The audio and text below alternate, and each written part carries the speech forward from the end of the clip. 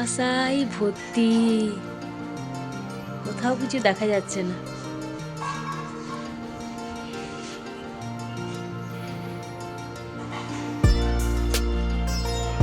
অনেক এই শীতটাতে এই এত কুয়াশাই প্রথমবার দেখলাম। এখন বাজছে 7:30, তাতেও কিছুই দেখা যাচ্ছে না।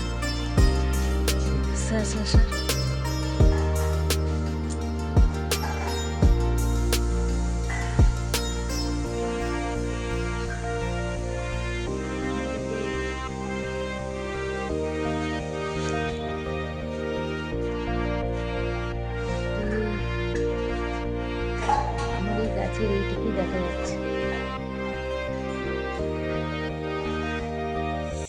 শুভ সকাল বন্ধুরা, কেমন আছে? আশা করি যে যেখানে আছে ভালো আছে, সুস্থ আছে। বড় আমার প্রণাম নেবেন, ছোট আমার ভালোবাসা নিয়েও চলে ছোট্ট করে আজকে একটা ব্লগ শেয়ার করি।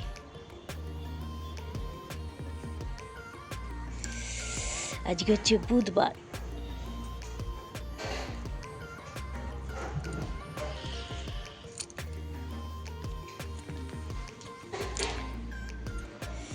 কুয়াশায় ভর্তি।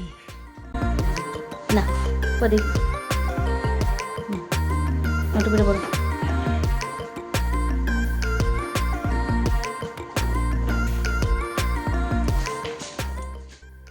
এখন বাজি দুপুর 2টো। সকাল থেকে আর সেই রকম কিছু শ্যুট করা হয়নি। টিফিন বক্সগুলো শ্যুট করে আমি দিয়ে দিয়েছি। তোমার বুধবারের যে আমি ভিডিওগুলো দিয়েছিলাম শর্টস ভিডিও, সেইগুলোতে আমি লাঞ্চ বক্সগুলো দিয়ে দিয়েছি। এরপর ওরা চলে গেল স্কুল। বাবু হাজবেন্ড দুজনেই বেরিয়ে যাওয়ার পর টুকটাক ঘরে কাজ কর্ম ছিল, নিজের দুটি খেলাম, একটু রেস্ট নেওয়ার পরই দুপুর 2টোর সময় রান্নাঘরে চলে এসেছি। আজকে না অনেক দিন ধরে যেটা বানাবো ভাবছিলাম এই ঠান্ডার দিনে, সেইটা ভাবছি আজকে বানিয়ে ফেলি। ডিপ ফ্রিজে রাখা ছিল অনেকটা চিকেন, সেইটাই ভাবলাম একটু বার করে একটু অন্য কিছু বানাই, যেটা আগে 2-3বার বানিয়েছিলাম, কিন্তু এই বছর প্রথম শীতেতেই প্রথমবার বানাচ্ছি। দেখো তোমাদের কেমন লাগে, তা ভাবলাম যখন বানাচ্ছি আর তোমাদের সঙ্গে একটুখানি শেয়ার করে দিই। আসলে কি জানো তো, ওরা যখন ফিরবে তখন প্রায়, বাবু যখন ফিরবে প্রায় 4:10-15, এখন তো 10 বেজে যাচ্ছে। ফিরতে নিতে, ড্রেস চেঞ্জ করে খেতে নিতে প্রায় 4:30। ওর বাবাও যখন ফিরবে প্রায় 5টার কাছাকাছি। আর এত ঠান্ডার দিনে ভাবলাম ওর বাবা যখন মোটরসাইকেল করে স্কুল থেকে ফেরে না, খুব ঠান্ডা লাগে বলে, তাই বললাম গরম গরম কিছু একটা বানিয়ে রাখে। আর এটা বানাতে একটু সময় লাগবে, তো তার জন্য আমি এখন থেকেই রান্নাঘরে চলে এসে রান্নাটা শুরু করে দিলাম। দেখো তোমাদের কেমন লাগে। তা এর জন্য আমি প্রথমেই না একটুখানি কড়াইয়ের মধ্যে সাদা তেল সানফ্লাওয়ার অয়েল দিলাম, একটু বাটার দিলাম, বাটারটা একটু বেশি করে দিয়েছি। আর তার সঙ্গে একটু গোটা গরম মশলা, লবঙ্গ, দারচিনি, এলাচ দিলাম, রসুন কুচানো আর আদা কুচানো, আর একটু পেঁয়াজ কুচানো দিলাম। 2টো ছোটো সাইজে পেঁয়াজকে কুচিয়ে নিয়েছিলাম, আর 6-7 কোয়া রসুনকে কুচিয়ে আর একটুখানি আদা কুচিয়ে দিয়ে দিলাম। দিয়ে একটুখানি ভেজে নিলাম। এরপর আমি ভেজে নেওয়ার পর এখানে দিয়ে দেবো, আমি যে ফ্রিজ থেকে বার করে রেখে দিয়েছিলাম অনেকক্ষণ আগেই, প্রায় তোমার ওই 10টা 10:30 থেকে ডিপ ফ্রিজ থেকে বার করে রেখে দিয়েছিলাম চিকেনটা। অনেকক্ষণ না বার করে রাখলে বরফটা তো গলবে না।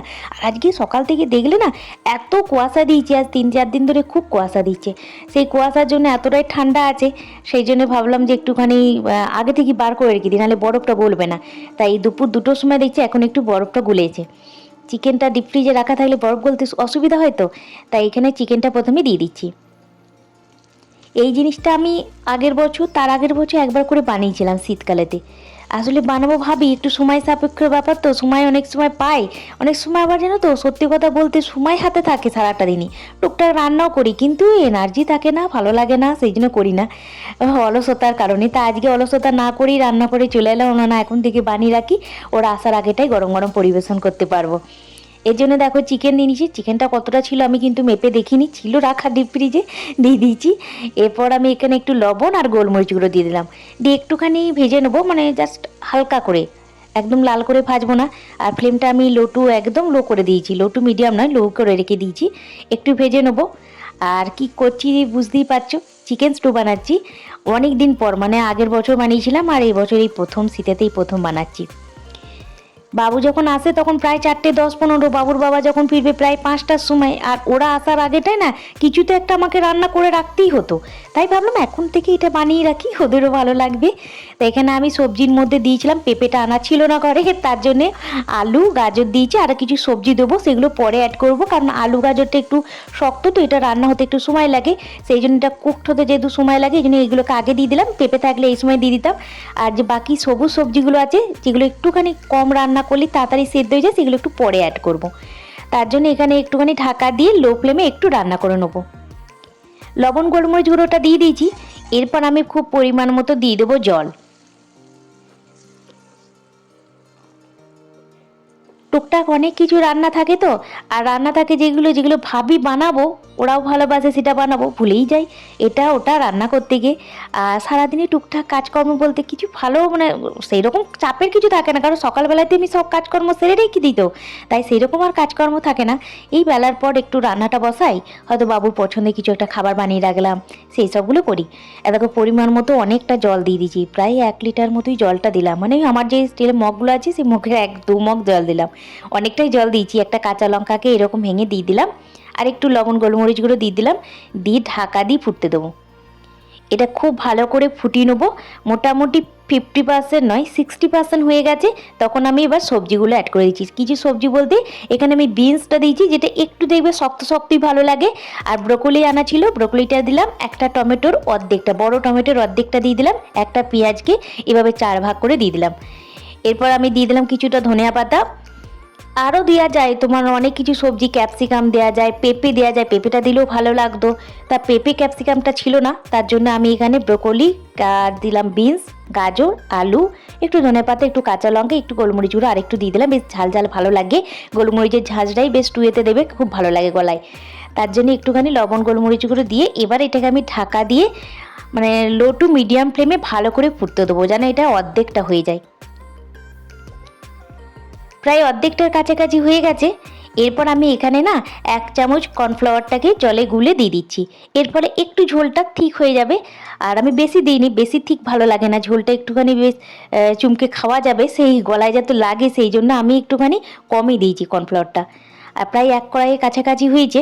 এরপর এটা নিয়ে কিছুক্ষণ রান্না করে নেবো, তারপরে বাবু এ করতে করতে চলে আসবে।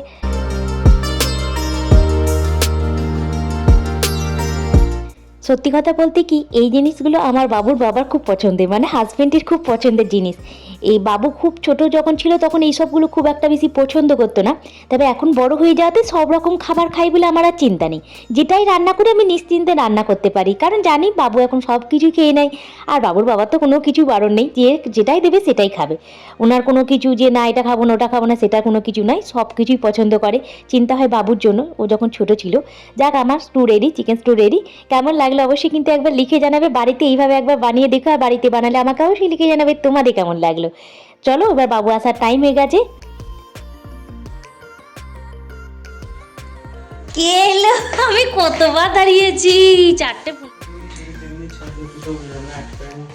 তাও এত দেরি হলো।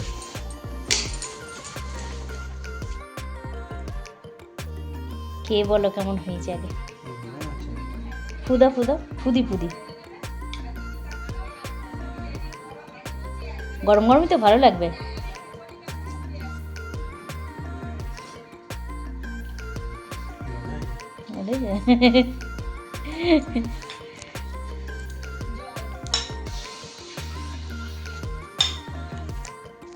ওই চামচটা দিয়ে অসুবিধা হবে, এমনি চামচ দেবো।